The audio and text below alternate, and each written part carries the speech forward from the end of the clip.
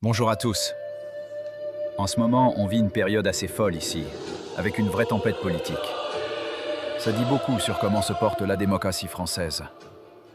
Ça fait plusieurs jours que l'Assemblée nationale offre aux citoyens un spectacle désolant. Les débats sur le budget, censés être sérieux, partent dans tous les sens. Les alliances se font et se défont, et il y a toujours des rebondissements. Au cœur du problème, il y a cette fameuse taxe Zuckman. Les socialistes la soutiennent à fond, la droite la démolit et la majorité est plutôt hésitante. En fait, cette taxe, c'est juste le symbole d'un problème plus gros. L'incapacité des politiciens français à se mettre d'accord sur quelque chose de durable.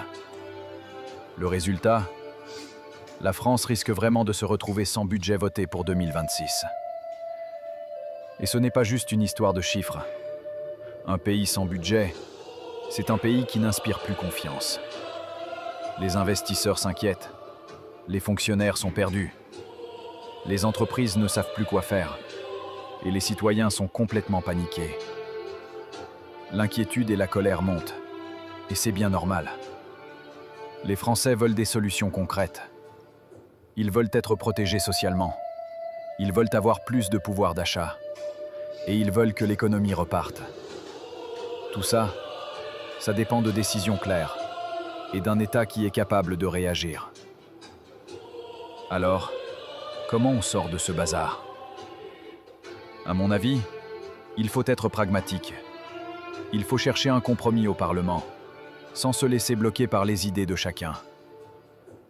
Il faut que les députés français, toutes tendances confondues, trouvent un accord minimum sur le budget. Un texte qui inspire confiance, avec des dates et des engagements clairs sur les réformes à faire.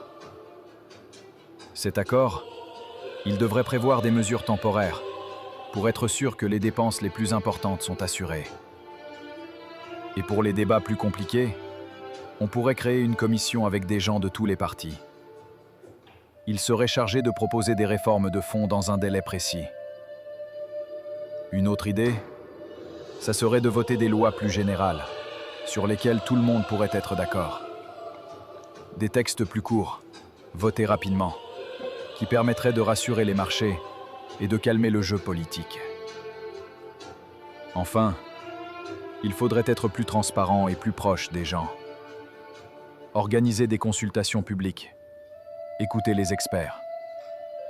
Ça pourrait aider à rétablir la confiance, qui est bien abîmée en ce moment. La France a tout ce qu'il faut pour sortir de cette crise. Des institutions solides et une longue tradition de compromis. Mais il faut que tout le monde se responsabilise. Les parlementaires, les dirigeants, les partenaires sociaux. Ils doivent accepter de négocier sérieusement et de penser à l'intérêt du pays avant leurs propres intérêts politiques. Si cet édito vous a intéressé, n'hésitez pas à me dire ce que vous en pensez en commentaire. Portez-vous bien et continuons à suivre cette histoire ensemble.